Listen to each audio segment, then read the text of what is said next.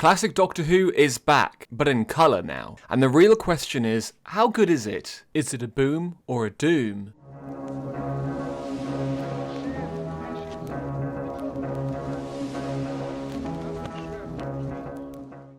Back in 2023, rumours had spread of some black and white episodes of Doctor Who will be turned into colour for its 60th anniversary, and which episode should get this treatment? Well, an unearthly child of... Oh yeah. So it's the Daleks, of course. The first meeting of the Daleks with First Doctor William Hartnell with Susan, Ian and Barbara as they land on Skaro as the Daleks are at war against the peaceful Thals. Now, in 2024, the second Doctor's story, The War Games, will be the next adventure to be done in colour. It's Patrick Troughton's final story with Jamie and Zoe as they land on a planet where an alien race are holding series of different wars from different parts of history. We meet the Time Lords and it's the end for Jamie and Zoe and the next regeneration for the Doctor. Or I mean, the first regeneration. Calm down, Timeless Child haters.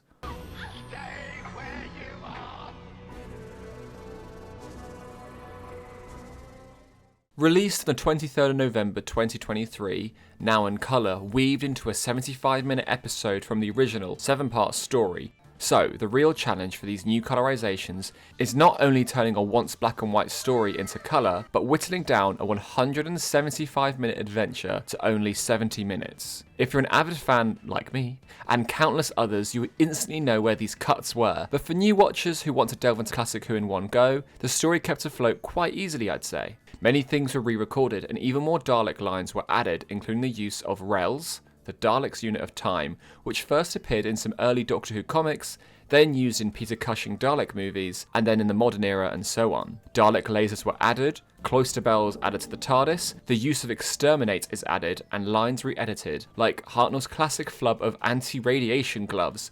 It's possible that they may have been anti-radiation gloves. Drugs. It's possible that they may have been anti-radiation drugs. Which is a shame because I remember fans making like a canon out of this line, but later on you'll see how fan head canons become more of a reality. There was many scenes that were completely re-edited, the best example being the Dalek escape plan acting like a heist movie, and I'm not gonna lie, it did get a chuckle out of me. The music is vastly different, with new score done by Mark Ayers with some of the original soundtrack from Tristan Kerry. So, let's get the negatives out of the way first. I want to start with the editing. It was always going to be the biggest challenge, aside the colorization, to be able to trim down to 75 minutes. So many moments and little parts have to be taken away, which is a shame but understandable. I enjoyed it for the most part, but it just feels jarring, going from the TARDIS to the Dalek City in under 8 minutes of the story.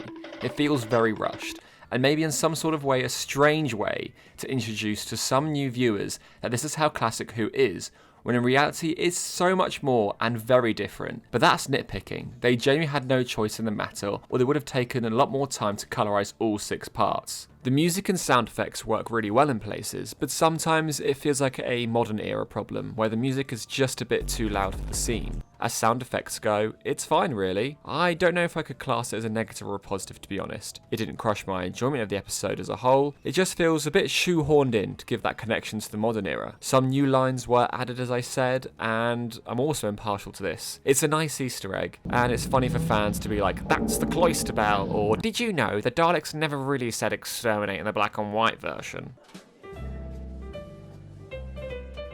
Now the positives. It's literally classic Doctor Who in colour. Like, it's nice to be able to have this, especially when celebrating 60 years of the show. The colour does look amazing, and it's vibrant. The forest looks so different to what I could imagine. The Daleks are beautiful in their blue and silver signature styles, and Bab's pink top being way too pink is quite hilarious, but in some points it can be a bit too much, but overall the people who worked on this should be so proud on what they accomplished. For me, upon first watch, I could tell yes, this was a black and white episode, but that is definitely the Doctor Who brain rot kicking in. If you're a new viewer like my girlfriend is, she genuinely didn't question if it was black and white.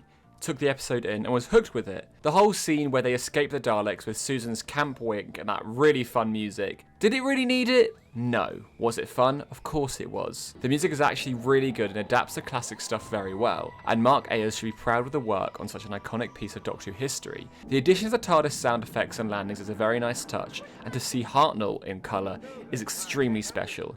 He is Doctor Who, and it's a genuine pleasure to see his era in colour, which leads to the final scene as the adventure continues. Genuinely feel emotional when seeing those clips from all of his era in full colour, and it all leads up to the regeneration. I truly do feel a love for this era when they made this, and how it was done. It may not be entirely perfect to me, but I know it was out of love and care for the show. I say, are you all right? Well, yes, I think so. I shouldn't stay around here if I were you. Quite recently, as Christmas came past, we were welcomed with the next adventure in colour, and it's the second Doctor Patrick Troughton's final adventure, The War Games. I certainly wasn't expecting this whatsoever as the next colorisation. From 10 parts, 25 minutes each, shaved down to a mere 90 minutes, including a brand new regeneration sequence, this was an episode I didn't want to miss, and I'm sure nobody else did.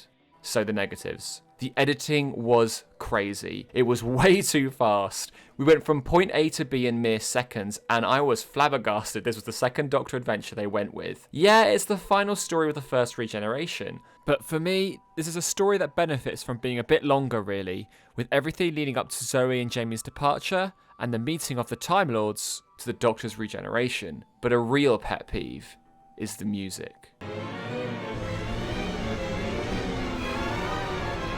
What are we doing here? I love 60s Who music, and in itself it's an art, and it's so powerful to the classic era, but I really don't get why we have Murray Gold's blaring loud soundtrack over this episode. Just an awful choice on their part, and here's where it gets so silly.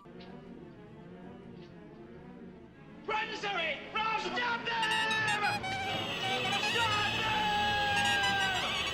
Yes, it's the Saxon theme blaring over the War Chief and thus canonising the popular fan theory that War Chief is indeed the Master? Oish.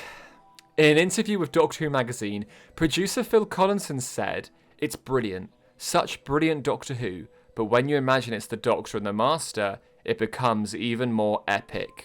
But my question really is, does it make it more epic, Phil? In my humble opinion, it doesn't. A great comment I read online was, all of time and space was never so much smaller on the inside. We are now walking on the edge of headcanon and fan fiction coming to fruition in Doctor Who. I burst out laughing hearing Saxon's theme blaring way too loudly over this scene, and then hearing a regeneration sound effect when the War Chief's body is regenerating in the background. This doesn't work for me at all. The War Games is already brilliant. Gallifrey is massive. There's plenty more bad eggs on that planet rather than just the Master. No, not the Rani, not the One, not anything from Big Finish. I don't know who they are, okay? But of course, I can live with this. They change the final scenes of the Doctor going to regenerate, and then we get to the point where the Doctor's choosing his new face. We get .pngs of David Tennant, Matt Smith, Jodie Whittaker, and Peter Capaldi. It's a shame the shots of the Doctor just don't do the scene any justice, really. It's giving Let's Kill Hitler with the TARDIS showing past companions. It's just really tacky Doctor Who. They should have just used illustrations of the Doctor.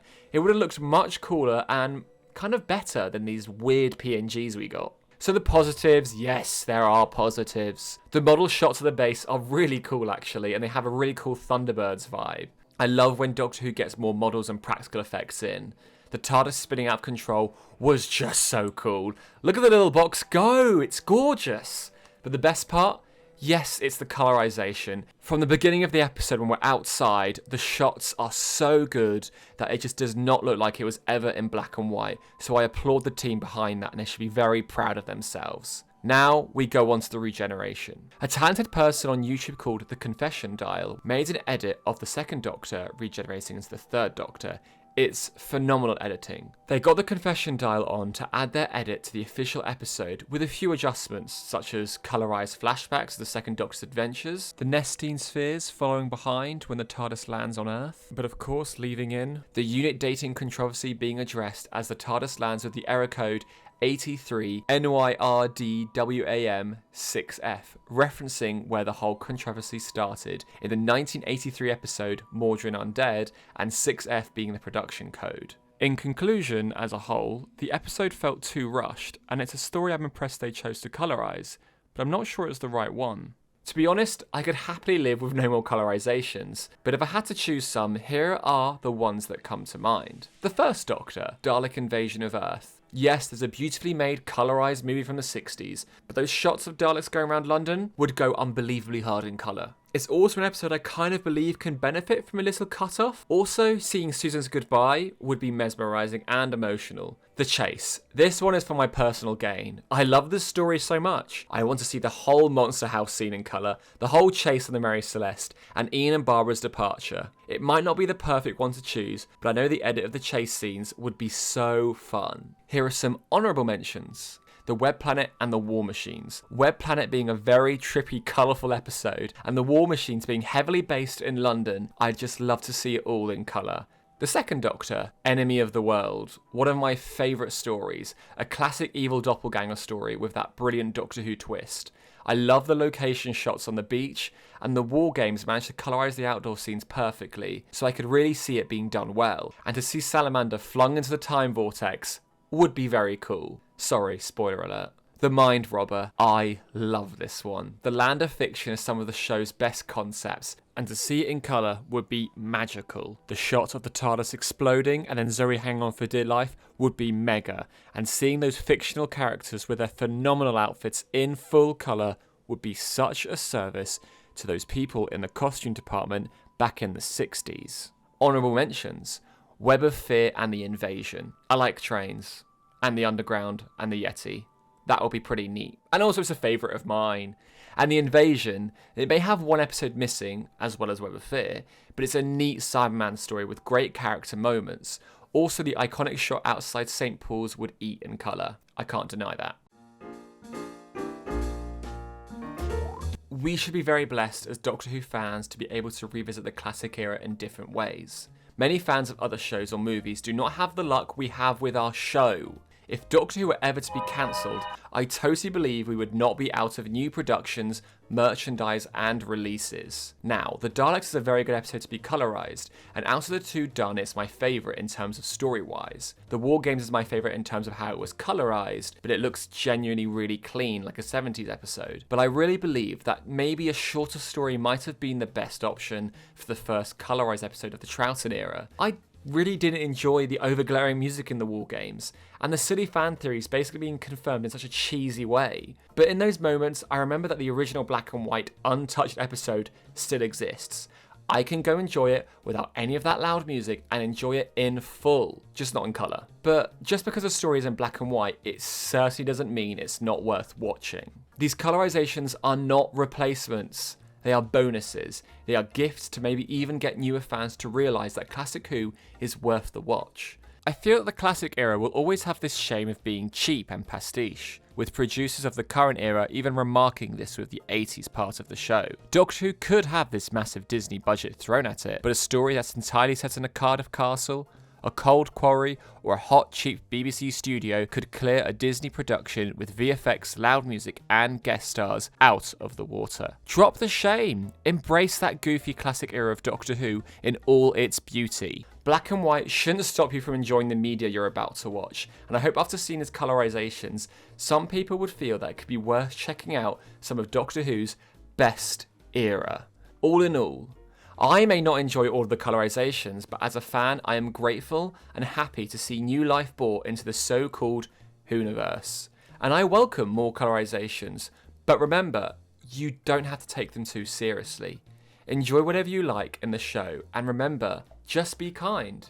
Because if you didn't like it, that's absolutely fine, and you're well within your rights to do that. But you don't have to bring someone else down who did enjoy it.